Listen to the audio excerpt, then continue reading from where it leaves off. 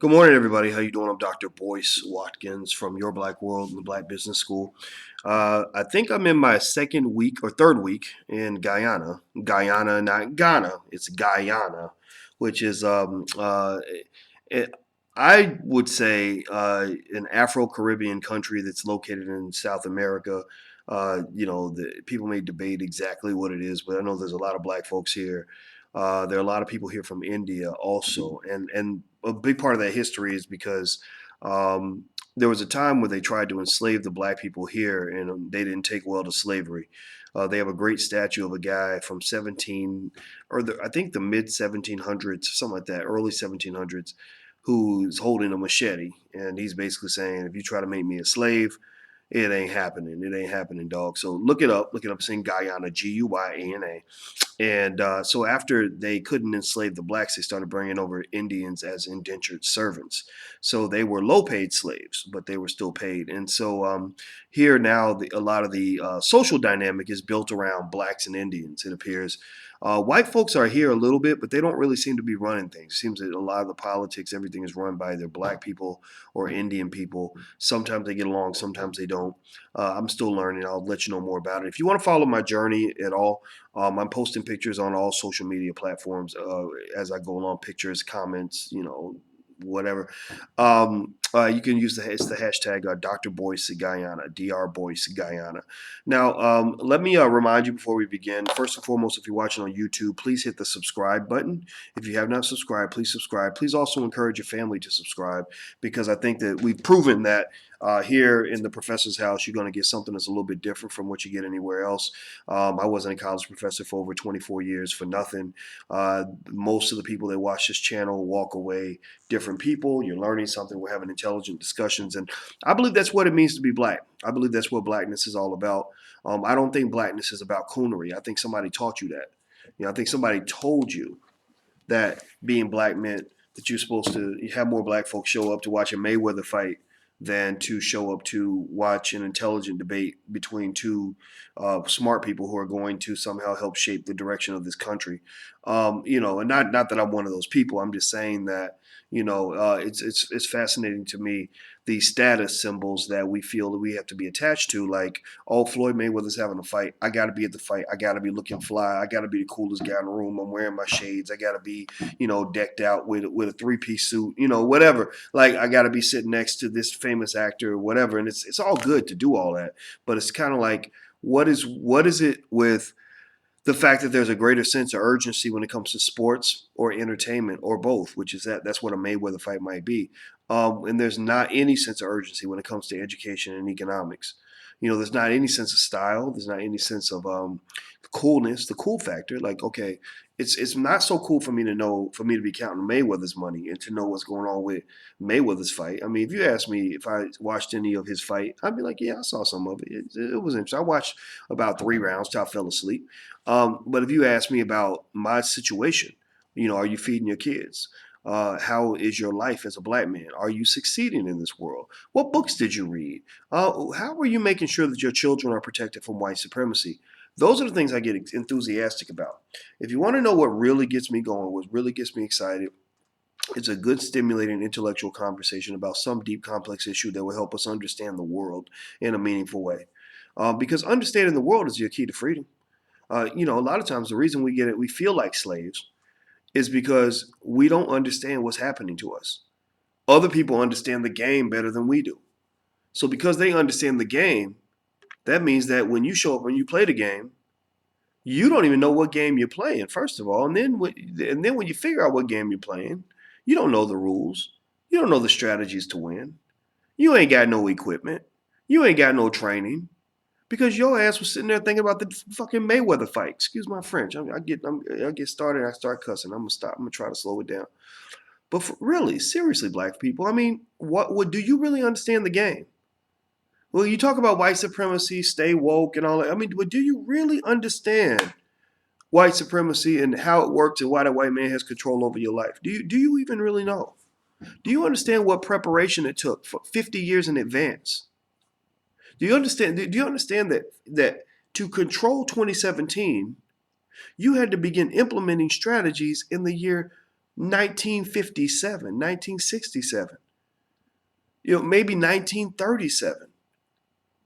So if you ain't trying to understand 2017 until 2017, then you about 50, 60, 70 years behind in the game. It's like me trying to, it's like me trying to tackle a guy where he got 100-yard running start and I'm standing still. He's going to run me over. When you look around and you think about all of this, and this is important to understand. I told you guys about Sun Tzu in The Art of War. In The Art of War, Sun Tzu says that battles are won before they even start.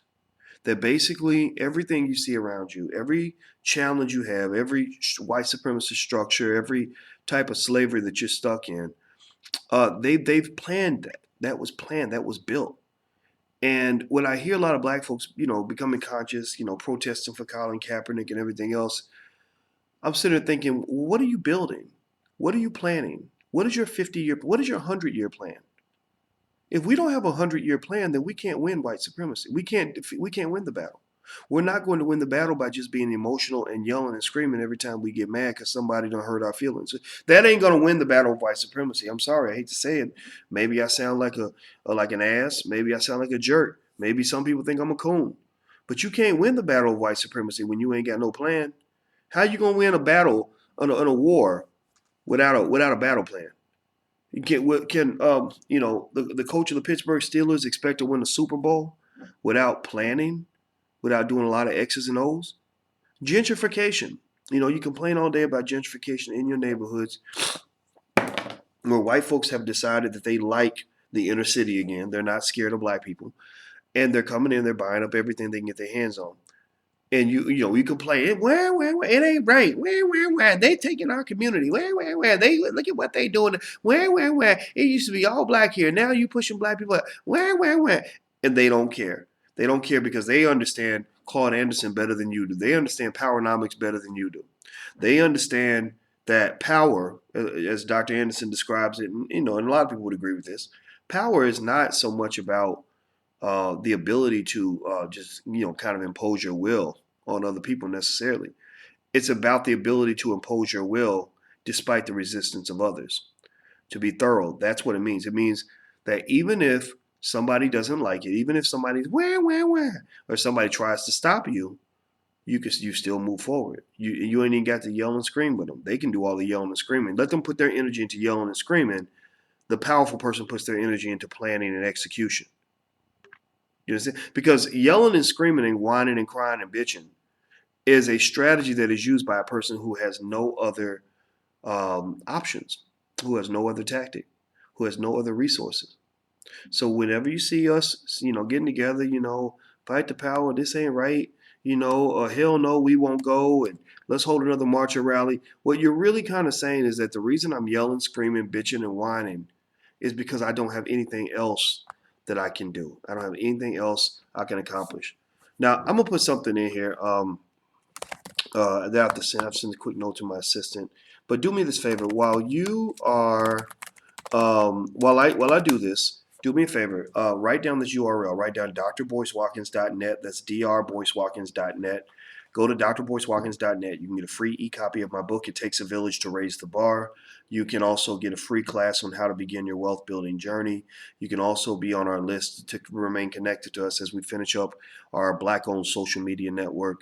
We are working on it. The engineers are giving me status updates regularly, and I've been staying on their butts because I want this sucker done. I'm back on Facebook now, but I have a bitter taste in my mouth when it comes to Facebook. I feel that Facebook is a racist company.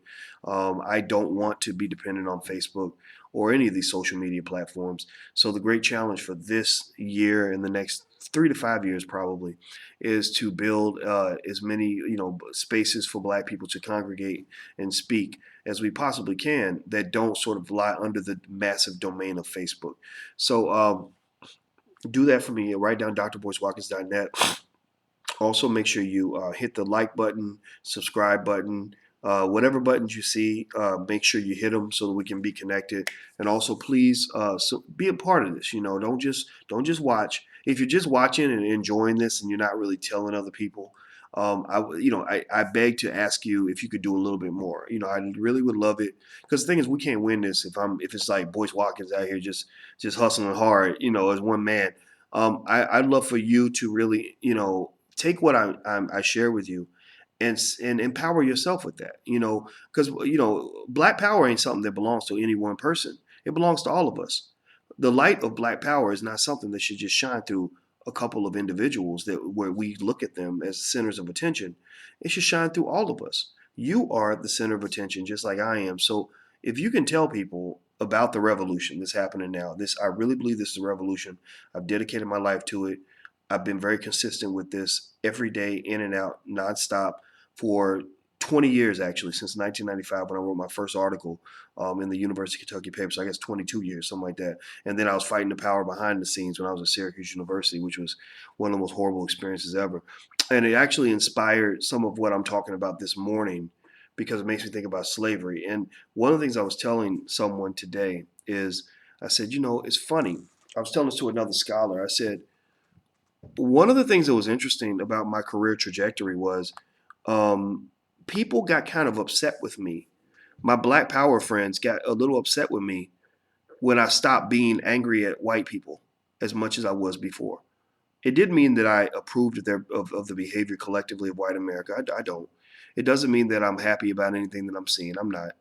But I realized that the reason I stopped being angry and stopped whining is because I actually had some options. I created options for myself. I chose to create options. It was a deliberate strategy.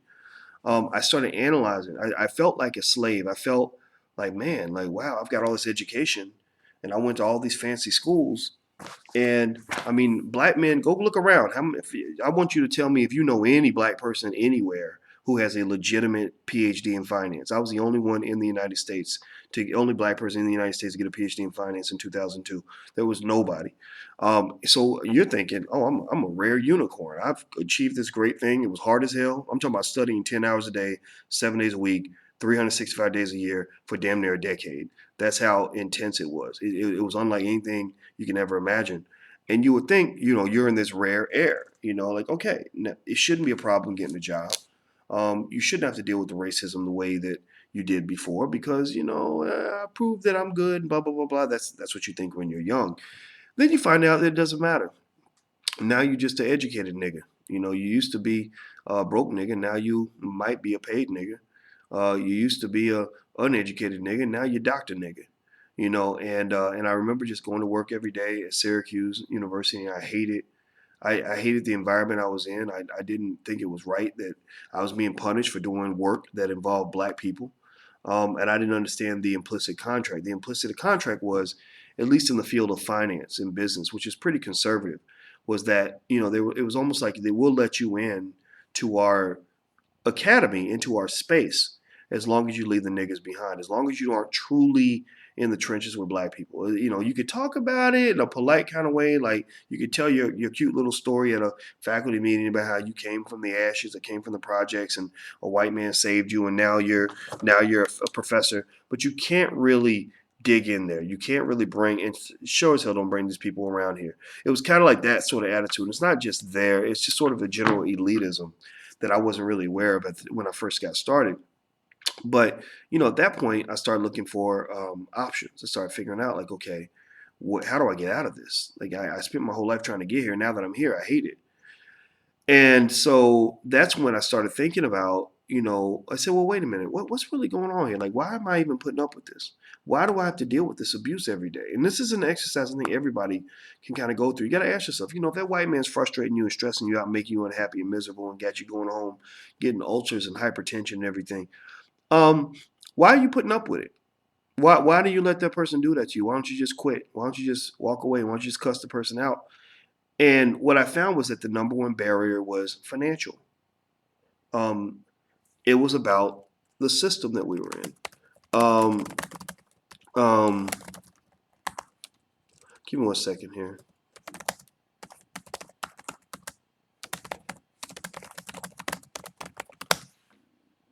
Okay, sorry, I had to put this in there. But it's about a system. A lot of people talk about white supremacy, and they think of it as an attitude, like, oh, I went to the grocery store and that white lady thought she was better than me.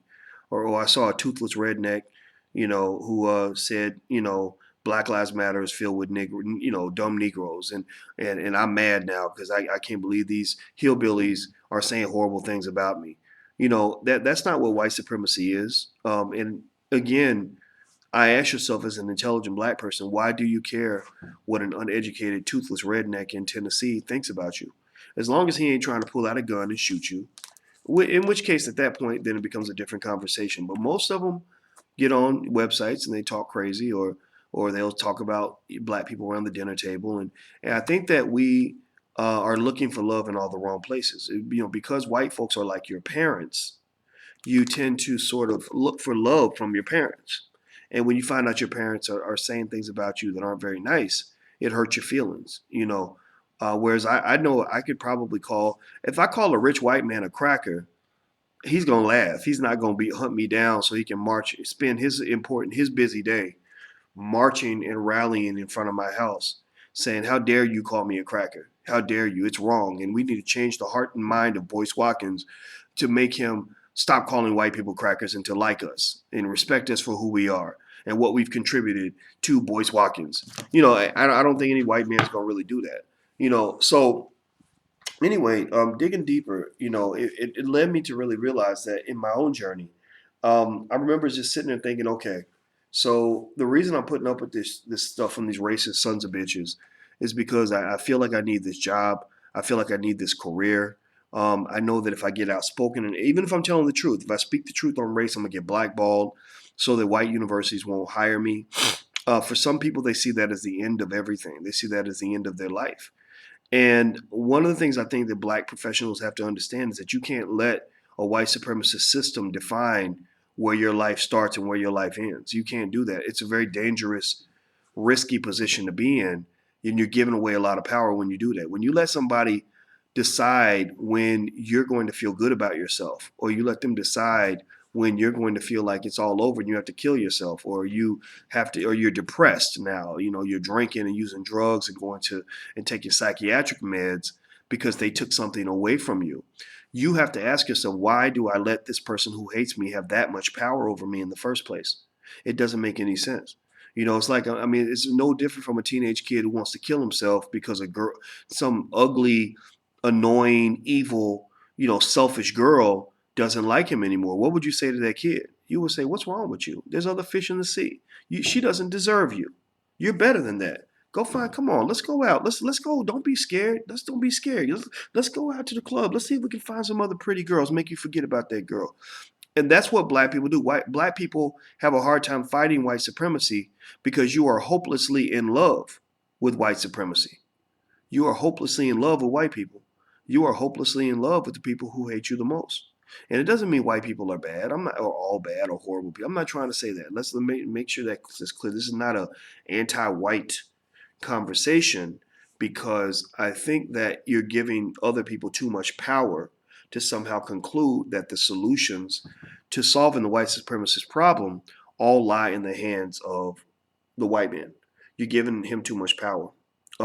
Again, it's like the kid who's in love with the girl, and you're saying, well, let me go talk to the girl, and she needs to treat him better. I mean, he ain't never gonna feel good about himself until she decides to treat him better.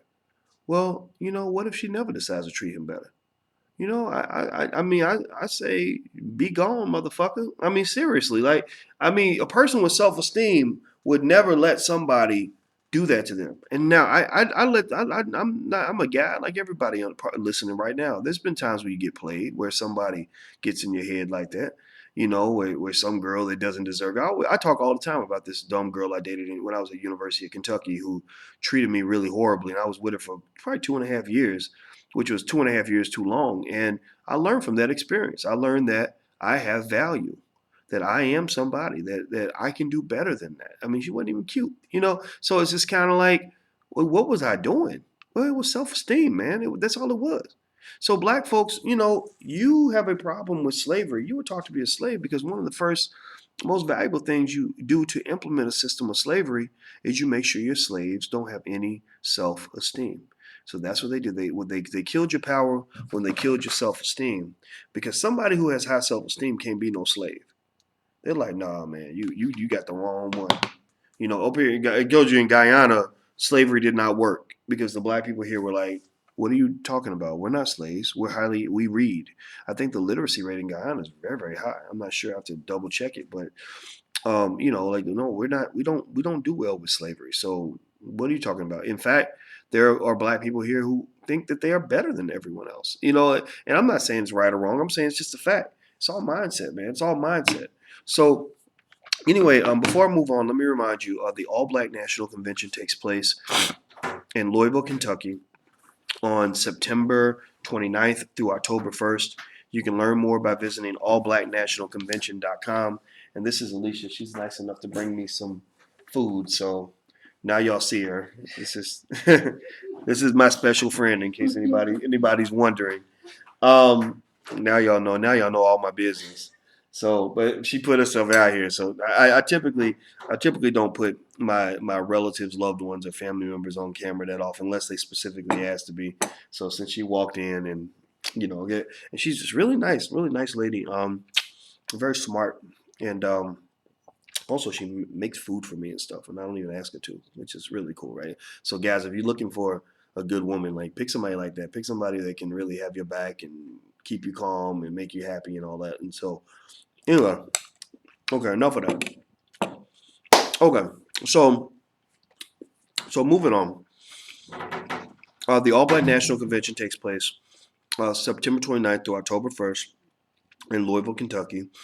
You can also learn more by going to allblacknationalconvention.com. That's allblacknationalconvention.com. Secondly, if you're in London, I'll be in London in October. You can go to drboycelondon.com to buy tickets and get ready.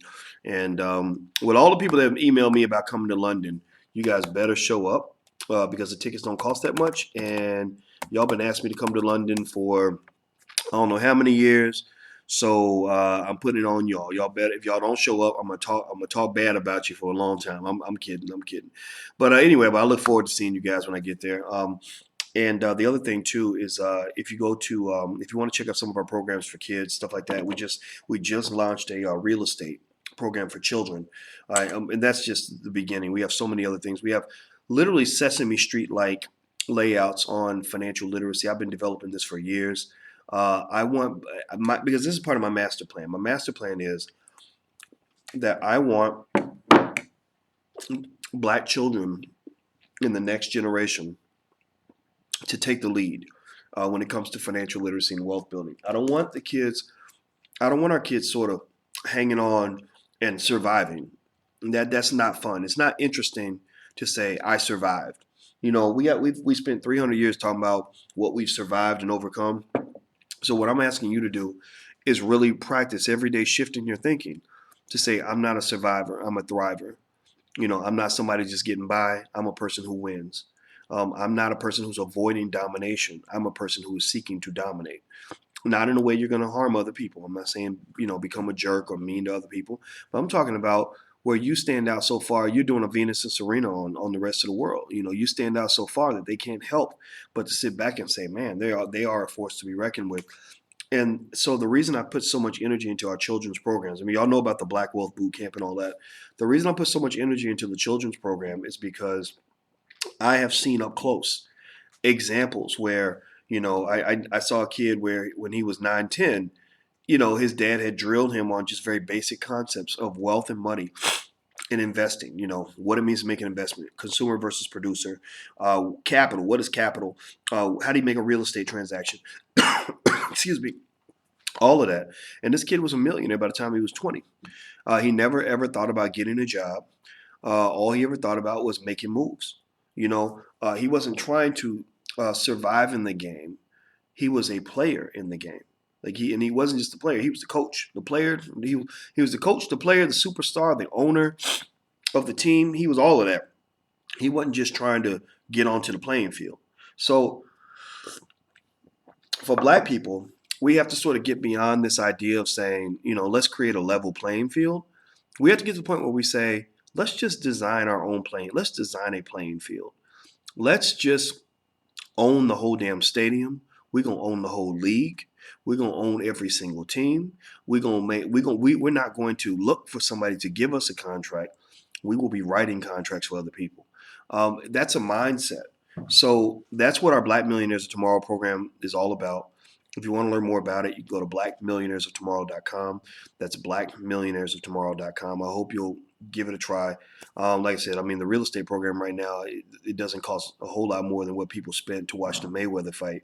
And I know that Mayweather fight made $500 million. My hope is that I could get black folks to be as interested in something that's going to affect their children for the next 100 years as they are in a fight that will last, an hour or two.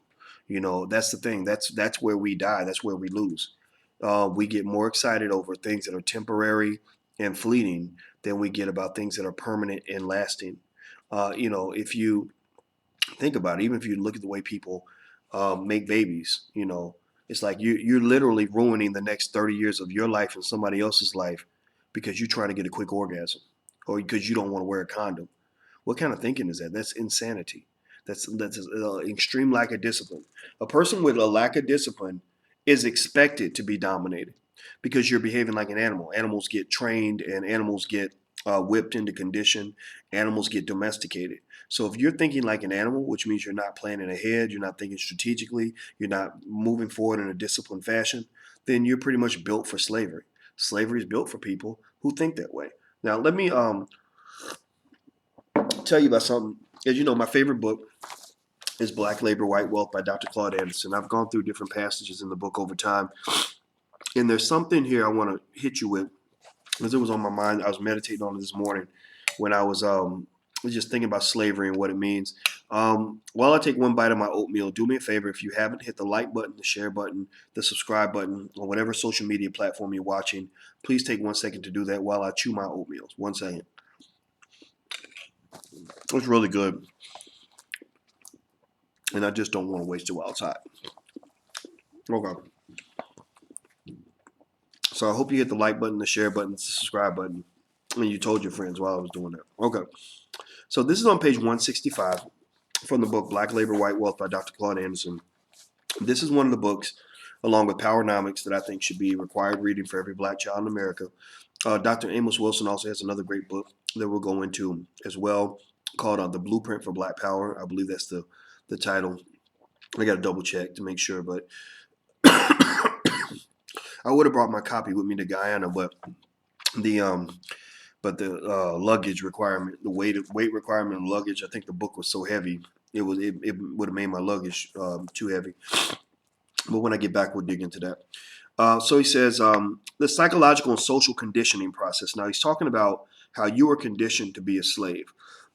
He says the national public policy on blacks was structured to incorporate the psychological and social conditioning process for blacks and whites that evolved over the course of American history. Slaveholders' absolute power over blacks allowed them to operate an efficient and effective slavery conditioning system. Slaveholders constructed internal controls on slaves that minimized the external force necessary to control them. So what he's saying is that, if I can control your mind, I don't have to control your body. And so what you got to realize is what you're up against, black people, is that you're kind of dealing with about 250 years of the most horrible conditioning known to man. While we might get upset and mad when we see black folks do crazy stuff out in public, the fact is that this was 250 years in the making. So in order for us to break out of this, it's going to take a consistent effort. It's not just going to naturally happen. You can't lean on pre-existing black culture in its entirety as a pathway to black liberation. Let me say that again. You cannot lean on what we perceive to be black culture to provide you the tools that are going to get you out of this horrible situation and to achieve black liberation. You can't. You can't. It's like if I've spent, 5 years training as an athlete, and the doctrine that I've been given is, okay, you get up every day and you eat donuts and you sit on the couch and watch Empire, and that's going to prepare you for the Olympics. If that's the training and the culture that I built for myself as an athlete, that's not going to help me raise my game. The only thing that will help me raise my game is to change my thinking in its entirety. Now, it might seem disloyal, for me to fire my coach or for me to change whatever tradition I've had in my household for all that time. But if I want something different, I'm gonna have to do something different. If I do the same thing I've been doing, I'm gonna get the same results I've been getting. So for black people, if you keep doing the same thing you've been doing for 250 years, you're gonna get the same thing you've been getting. You're gonna get exactly what has been fed to black people for since we came over on slave ships.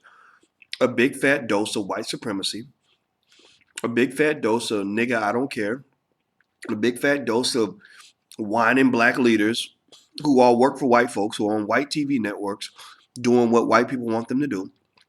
You're gonna get a whole bunch of whining black people who are mad because we broke, but don't nobody want to learn nothing about financial literacy. Everybody want to know about the Mayweather fight, but Mayweather ain't writing your black ass no check. Mayweather doesn't write checks to black people. Mayweather writes checks to European car companies. That's what he does.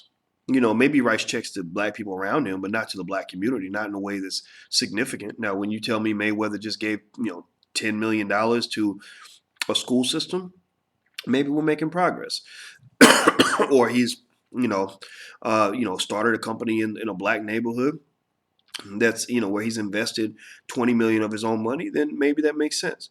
But for now, he's not really doing anything in your household. So why are you worshiping his activities more than you're worshiping your own? Why are you paying more attention to what's happening in a fight or what's happening on TV? Lee Daniels pretty much hates black people. Lee Daniels has no respect for the black community. Lee Daniels has openly discussed the fact that he aligns himself with gay people and Jews because that's who has all the power in Hollywood. So why are you spending more time watching Empire than you're spending, watching an episode of Let's Get Our Family Out of This Bullshit? I would say that if you really have self-esteem, again, it goes back to self-esteem. If you really have self-esteem, you spend less time worried about what other people are doing than you spend worried about what you're doing. You spend less time being overly loyal to what somebody else has built than you spend thinking about what you're building yourself. Doesn't mean you don't participate and support what other people's projects and things like that. But you must understand that you give the bulk of your labor and the bulk of your time, the bulk of your psychological energy to white institutions that hate you. If you hate white supremacy so much, then why do you keep contributing to it? Because you don't hate it. You're a person who says, I hate Cheetos, but you eat Cheetos every day for lunch, breakfast, lunch, and dinner. Let's keep going. And you work at the Cheeto factory. So let's keep reading. The government provided the environment for the legal framework that allowed the conditioning process to exist and to operate for 250 years. The slaveholders conditioned blacks to serve as good slaves. The effects carried over into the freed black society and affected the general behavior of blacks as a race of people. So here's the point he's making there. What he's saying is that, your conditioning during slavery spilled over into, free society where you have, people talk about the slave mentality. Well, that's very, very real. Here's what he says. He says, in Table 10, it indicates some of the major goals, techniques, and strategies employed in the conditioning process that forged a helpless, submissive, and manageable labor force. Look at those three words, helpless.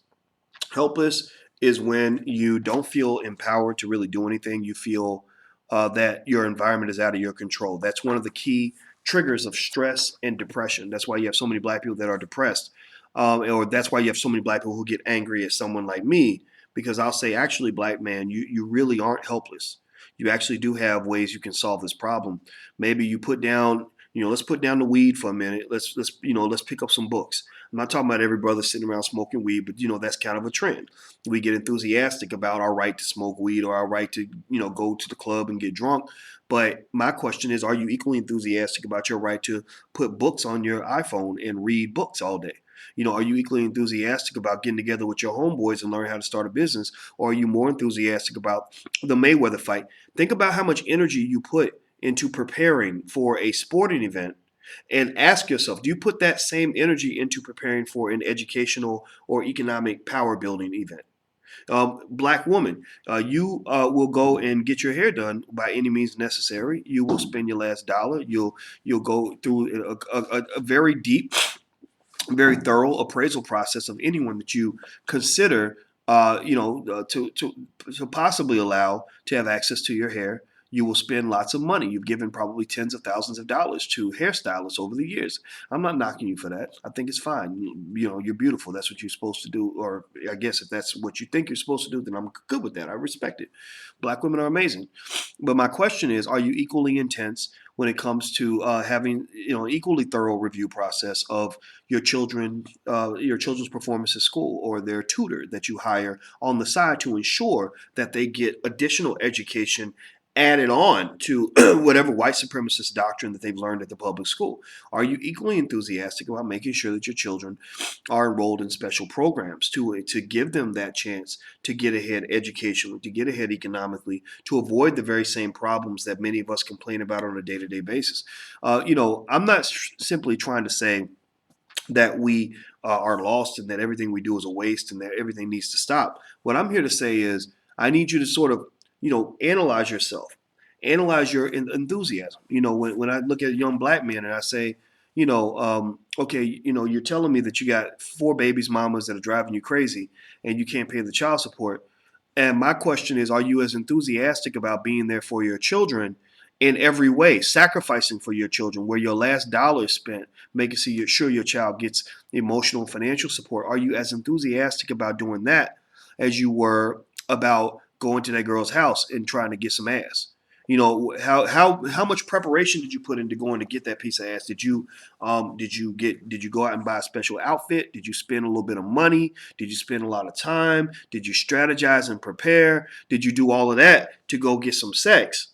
But then you don't do all of that when it comes to taking care of your kids. Or did you put that same energy into the other things that matter in your life, like getting an education, saving money, making an investment, learning how to start a business, all the things that are going to make you empowered?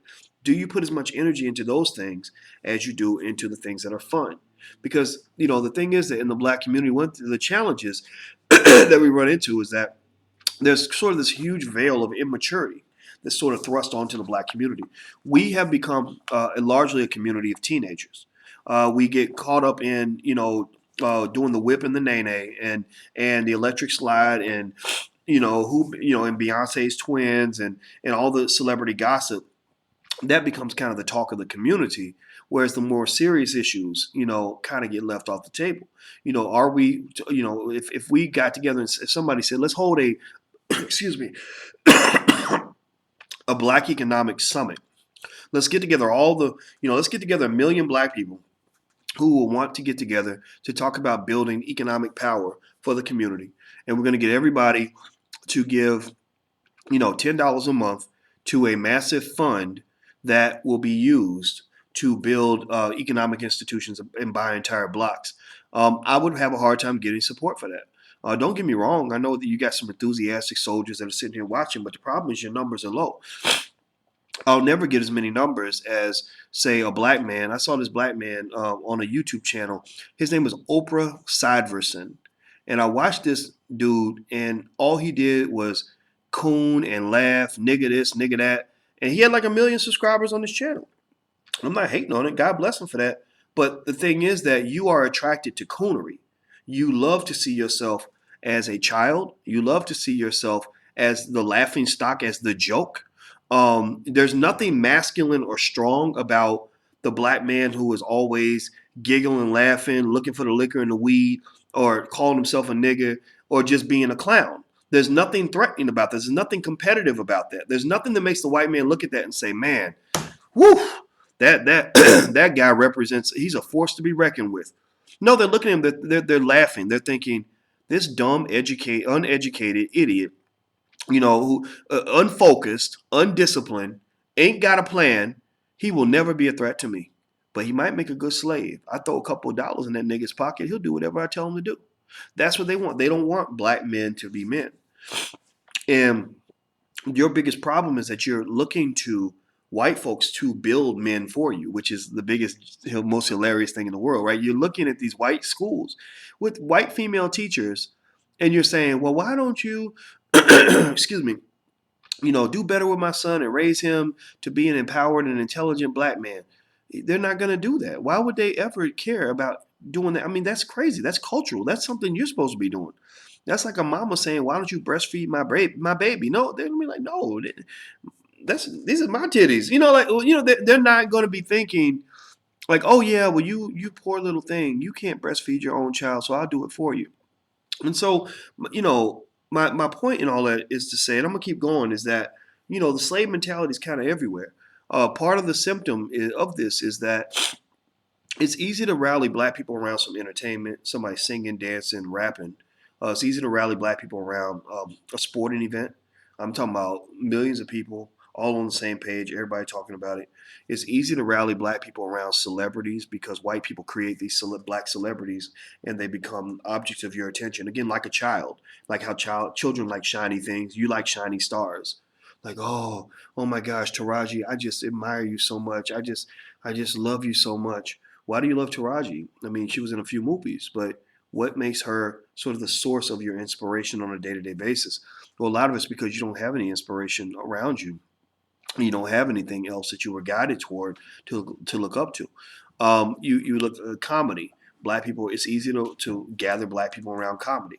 Again, that's why I saw some dude, I think his name was Sharquisha or something, and he was dressed like a woman and he does like female dances and stuff and all this stuff, and black people love that. We love all of this, but then what happens is that you at the same time are complaining about white supremacy when white men when you sitting there doing all of this and going to the party.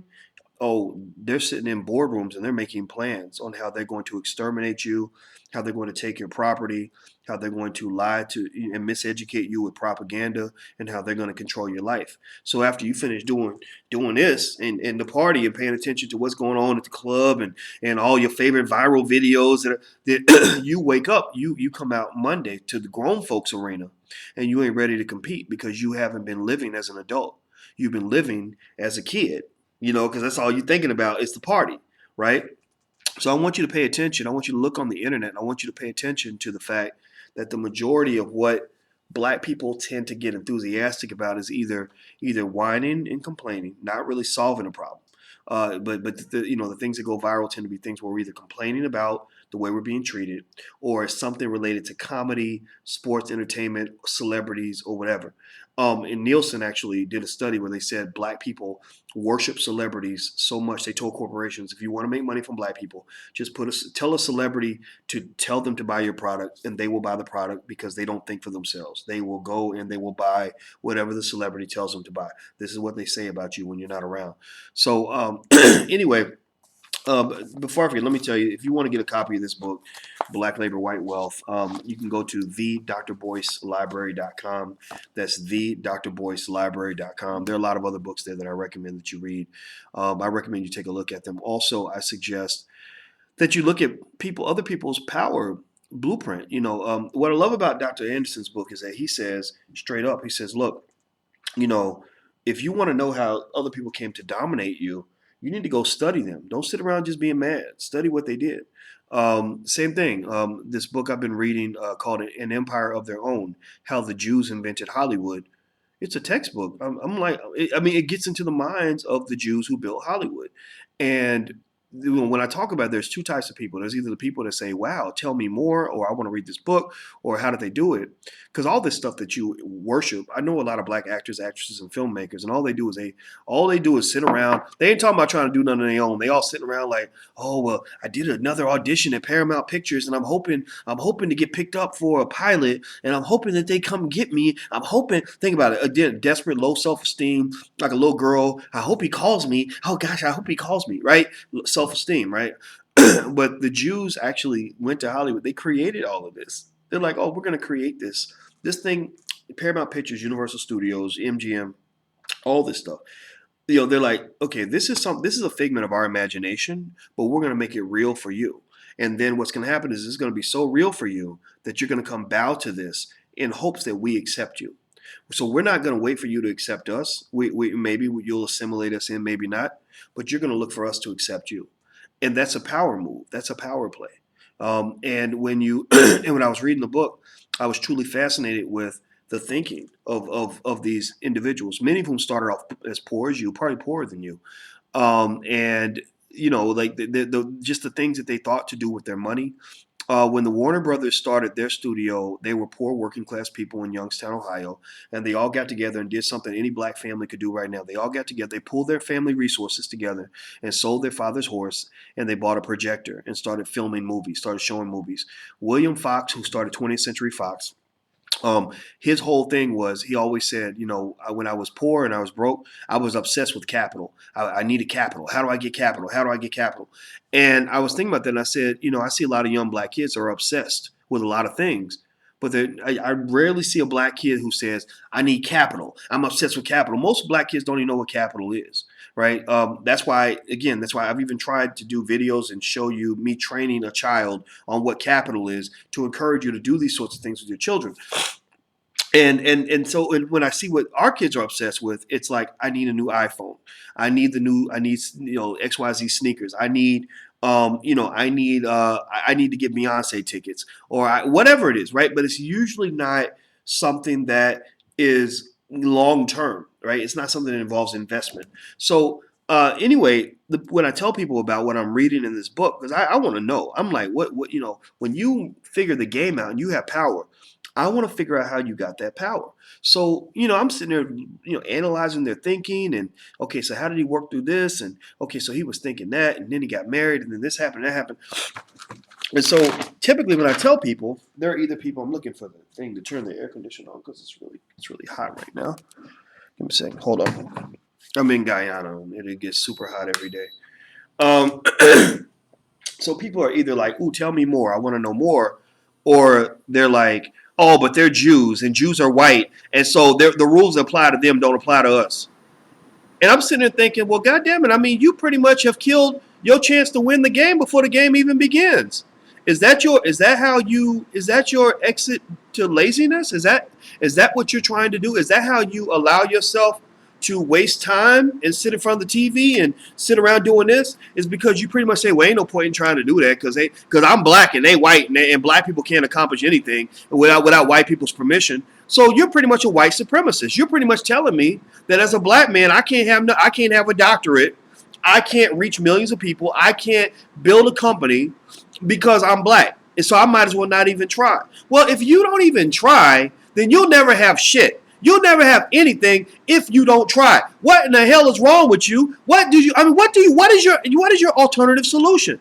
Is your only solution to the problem to say that the problem can't be solved? Well, that's not a solution. That's some lazy fucking shit. That's lazy as hell. That's you saying, well, Doc, I mean, there's no point in me reading that book because I mean, you just up here talking about the Jews and thinking we can do what the Jews do. Maybe you can't do everything a Jewish man can do. Maybe the white man has a secret rule that stops you from picking up a goddamn book. Maybe there's something that keeps him from or allows him to keep you from reading a book. But at the end of the day, there's a lot of stuff you can do as a black person in America. I've been waiting, looking out my front door every day for the white man is going to show up and say, Dr. Boyce, we just found out you were reading books and that you're teaching black people, and that's forbidden under the laws of white supremacy, so we're going to have you arrested. I'm waiting for that day. It hasn't happened yet. I have filed the articles of incorporation for several businesses. I have never had a white man show up and say, hi, I'm Mr. White Man, and I heard you're trying to start a business, and we don't let you people start businesses because, by God, I mean, that would just ruin the fabric of American society. So we're going to go ahead and stop this business right now, and we're going to put you in jail because, by God, we can't have black people owning businesses. They don't do that. So what you got to understand is that you've been conditioned to give up before the game even begins. If you forfeit the game before the kickoff, then you have zero chance to win. You went from having a maybe 30% chance of winning to a 0% chance of winning. So I don't want to hear that shit. I don't want to hear any black person sit around telling me why I can't do something because I'm black. Well, you know what? Maybe I can't. Maybe there's a magical wall that stops every black person from ever accomplishing anything in this world. Maybe it's out there, but I need to walk into that damn wall. I need to bump into the wall myself after doing everything I can to get through it. Because at the end of the day, here's another thing too. Here's where you fall behind black people. Here's where you get your ass kicked every single time. You run into the first wall and you say, "Oh, see, there you go. See, every time a black person try to do something, white man gonna stop it," and then you give up. You don't understand. You don't understand the rule of success, man. The rule of success is that you go no matter what you're trying to do. If anything you try to do is worth doing, you will hit wall after wall after wall after wall after wall after wall after wall. And the people who succeed are the ones who solve the problem and keep working through it. So your problem, in most cases, not in every case, you got a lot of problems. You're sick in the head because they made you that way. They've been training you for 250 years to be submissive and all that. I told you it's in Dr. Claude Anderson's book if you want to see the breakdown. But one of your problems is that you have tremendous faith and belief in white supremacy and no faith and belief in yourself. You're like a football team that believes that the other team is so good that no matter what offensive scheme you come up with, they are never going to let you score any touchdowns. So rather than just playing the game out, going out there, going hard, studying the other team and so you can figure out how to stop them, and putting it all on the line to try to get a win, you say, well, what's the point in even practicing? What's the point in even playing in the game? So instead of strategizing and doing X's and O's and putting your energy into something that you think isn't going to work out, you're sitting around doing this, looking for the fucking party, looking for the Mayweather fight, spending all your time sitting around listening to your favorite music all day, talking to your friends about where the liquor and the weed at, where the women at, where, whatever, going to the hairstylist to get your hair done, watching episodes of Empire, Scandal, VH1's 10,000 stupid reality shows designed to destroy black people and destroy the image of the black woman around the world. That's what you spend your time doing because you have such a belief in the religion of white supremacy. Tariq Nasheed hit on this in this film, Hidden Colors 4. I was in Hidden Colors 4. I was glad to be in it. I did it. I did it for Tariq for free. He paid me $500, which I didn't ask for, but I did it for free because I offered to do it for free because I wanted to support this film. I think it's a great movie. You should watch it if you haven't seen it. And you are so deeply committed to the religion of white supremacy that you don't even believe you can even challenge it. You don't believe you can test it. So white supremacy doesn't maintain its power because white people believe in it. That's part of it. It maintains its power because you believe in it that much. It's like a weird superstition or something. So I'm pretty much done. I've been talking for a while. Let me read a little bit more from Dr. Claude Anderson's book, Black Labor, White Wealth. You can get a copy if you want at thedrboycelibrary.com, thedrboycelibrary.com. Also, don't forget, take 1 second, hit the like button, the share button, and all that, and the subscribe button. And also make sure you sign up at drboycewatkins.net to get a free e-copy of my book, It Takes a Village to Raise the Bar. That's drboycewatkins.net. Let me finish reading this last paragraph. I want to make sure I read this to you. It says, the process was designed to instill in blacks strict discipline, a sense of inferiority. Pay attention. Strict discipline, a sense of inferiority. So discipline means deep commitment to white supremacist systems. That's why in most major universities, including HBCUs, they don't teach you how to really run a company. They teach you how to work for a company that's run by somebody else. They created these institutions not because they suddenly got this desire to educate black people for altruistic reasons. They created these institutions because they needed workers. And they needed loyal workers with strict discipline, a sense of inferiority. It's your sense of inferiority that leads you to say, black people can only do so much. Belief in the slave owner's superior power. Pay attention to that. Belief in the slave owner's superior power. So when you tell me that, well, no, Dr. Boyce, we can't do what the Jews did because they're white and we're not, what you're doing is you're kind of saying that white people have so much power that no matter how hard you try, no matter how hard you plan, no matter how hard you study, no matter how good you are, they're going to decide what your fate is going to be. I don't believe that. If that's what you believe, if that's who you are, you got two choices. You can either adjust your thinking, open your mind, and try to see another point of view, or you can get off of my page and go somewhere else, because why would you want to be here learning all this stuff when there's probably a party to go to? Excuse me. There's probably an episode of Empire to watch. So why waste your time doing something that can't be done? So let's keep going. Acceptance of the owner's standards. Acceptance of the owner's standards. So we pretty much, when it comes to our standards of what success really means, what it means to be black, we see blackness through the lens of whiteness. Our standards of just what it means to really accomplish anything in this world, we leave that in the hands of the white supremacists. So what happens is the white supremacist can destroy you psychologically by taking away a promotion. He can destroy you by calling you a bad name, labeling you a bad Negro, blackballing you from his industry that you weren't born into anyway, right? Like imagine if you had the power to blackball white folks to the point where their self-esteem was gone. They were committing suicide and getting hooked on drugs and trying to kill each other because they can't get you to accept them. How much of a God complex would that give you? Let's keep going. A deep sense of a slave's helplessness. So he said that that's what it is. They want to create a deep sense of helplessness. So, if you're a person who's quicker, for example, to simply pray to God that something will get better as opposed to also doing what you need to do to make it better, that means you have a sense of helplessness. So you kind of might appeal to God because you're thinking, well, I can't do anything, so all I can do is pray. Well, I'm not saying that you're a bad person for praying. If you pray, then keep praying. But after you pray, you got to do something. So, and dependence. We're heavily dependent upon white folks for everything. The reason, if you want to get out of the grip of the majority of white supremacy, you feel a tremendous amount of power when you get to a point in life where a white man ain't paying your bills. I don't really have to talk to white people that often. I talk to white people maybe. I talked to a white guy yesterday because we had a birthday party for one of the kids here, and he came by and I was like, "Hey, how you doing, man? Nice to meet you." And and it was cool, but it wasn't sort of a subordinate superior kind of scenario. We did have a CEO that was here, and the big boss, and he was black.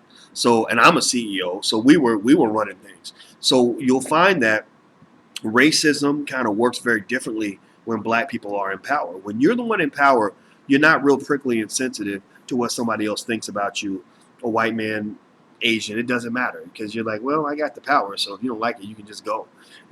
So anyway, let me keep reading this. The slave owners strove to cut blacks off from their own history, culture, language, and community, and to inculcate white society's value system. So that's kind of the mind game that's played on you. If I get a chance, I'm going to actually go back to this table where he talks specifically about how he implemented every tactic and all that. But I've been talking for almost an hour, so I'm going to have to run on out of here, guys. But like I said, I mean, slavery is something that's taught. You're probably part slave, as am I. All of us are. And you really have to kind of find ways to work yourself out of it. A good first step would be to get together with your family members and to remember what I said. Every black family should have a family business. If I could get, say 10,000 of you right now to commit to go home with your family and talk about starting a family business, then by sheer statistics, I'm a statistician and a mathematician. My master's degrees were in math and statistics. By sheer statistical, probability theory, at least out of that 10,000, at least a couple hundred of you are going to build businesses that are multi-million-dollar empires. Literally, right now today, if I get you to go sit down with your big mama and them, and on Sunday, I don't care if you don't know what you're doing. Don't worry about all that. God will put the pieces together later on. This is where you can lean on God, I think, in a really healthy, productive way. The universe is God, if that's what you believe in. And the universe has a way of pulling things together and making it work, making it happen. So all you got to do is take that first step. Just say, Sunday, instead of watching football, because we ain't watching no damn football because of the way the NFL's been treating the black players or whatever. So we're going to sit together and we're going to talk for an hour about our family business. What can our family business be? Let's just brainstorm. Let's lay down some ideas, write them all down, and then get started and let nature take its course. Honestly, it's a little bit like making love. First there's a little kiss, and then there's another kiss, then there's a longer kiss, and the kisses get longer, and then there might be a touch, right? Then next thing you know, there's a baby 9 months later. Well, the same thing is true with starting a business. It starts with a tiny conversation, which becomes a longer conversation, which becomes a more deeply involved connection. Next thing you know, 9 months later, a business is being born. So go make some babies, make some economic babies, so you can populate the earth in your own image instead of always bowing down to somebody else's image That's my assignment for you today. It would make no sense for me to talk to you without giving you something specific that I think you can do. And I really am willing to bet you that if you do it, you're going to come back to me next week and you're going to be a whole different person. So I know that probably about, based on the numbers, I'm guessing maybe 100,000 of you will watch this video by the time it's done, by the time we finish pushing it around on social media and all that. I just need 10,000 of you to take that plunge right now. Just say, I'm going to do it. I'm going to get together. I'm going to call my sister right now. I'm going to call my brother, my cousin, grandma. Get the relatives that got some sense. You know, you ain't got to bring the crazy crackhead relatives in if you don't want to. And just get a couple of them, maybe 3 or 4, and start the conversation and see where it leads. You know, and anyway, that's it. That's the best I can give you today. I'm going to go. If you want to also get some more guidance from me on this, you can get a free e-copy of my book, It Takes a Village to Raise the Bar, by going to drboycewatkins.net. That's drboycewatkins.net. A lot of families are reading that book together, and they find it to be a great investment. You can also learn about our programs for children, like we have our new real estate program and things like that. We also have the Black Wealth Boot Camp for adults. You can go to blackfinancialliteracy.com. That's blackfinancialliteracy.com. And also, as I mentioned before, the All Black National Convention takes place September 29th through October 1st. You can learn more at allblacknationalconvention.com. That's allblacknationalconvention.com. Also, if you're in London, go and buy your tickets early before we sell out. You can go to drboycelondon.com. That's drboycelondon.com. I'm out of here, guys. It was great talking to you, and thank you for being patient with me as I sometimes cuss a little bit. But believe me, I don't even plan on what I'm going to say. I just let the Spirit move me, because I do believe in God in that way, and I think that I feel that there's a mission from God for all of us, a mission from the universe that says if we move forward, we will win. Black people can't lose. We're the original man, the original woman. We survived the Middle Passage. They can't kill us. They can't kill the Spirit. We too great for that. So go out and be great. I'll talk to you guys soon. Love you. Peace.